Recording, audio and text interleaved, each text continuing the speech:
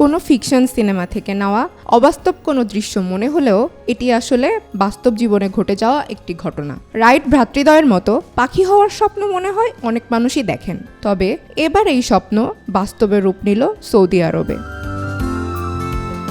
আমরা Foodpanda foodie পাঠাওয়ের মাধ্যমে খাবার পৌঁছে দিতে দেখেছি, কিন্তু কখনো কি দেখেছেন উড়ে উড়ে খাবার পৌঁছে যাচ্ছে বহুতল ভবনে? এবার এমন একটি ঘটনাই সাড়া ফেলে দিল সোশ্যাল মিডিয়াতে। সোশ্যাল মিডিয়ায় ভাইরাল হওয়া একটি ভিডিওতে দেখা যায় ডেলিভারি বয় হাওয়ায় উড়ে খাবার পৌঁছে দিচ্ছে বহুতল ভবনের বারান্দায় দাঁড়িয়ে থাকা এক নারীর কাছে।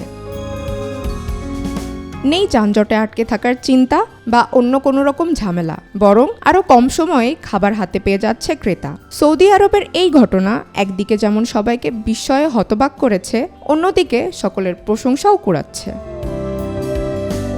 প্রযুক্তির এই ব্যাপক উন্নয়নের যুগে কোনো কিছুই অসম্ভব নয়, আর এই প্রযুক্তিকে কাজে লাগিয়েই এমন একটি পদ্ধতি তৈরি হয়েছে সৌদি আরবে। মূলত মাইক্রোব্লগিং সাইট টুইটারের একটি পেজে ভিডিওটি শেয়ার করা হয়, যেখানে ডেলিভারি বয় এক বিল্ডিং থেকে আরেক বিল্ডিংয়ে উড়ে উড়ে পৌঁছে দিচ্ছে খাবার।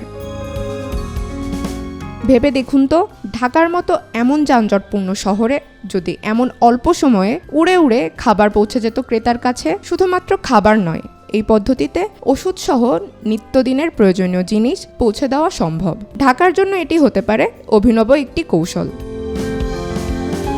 চন্দ্রিকা মজুমদার, আজকাল।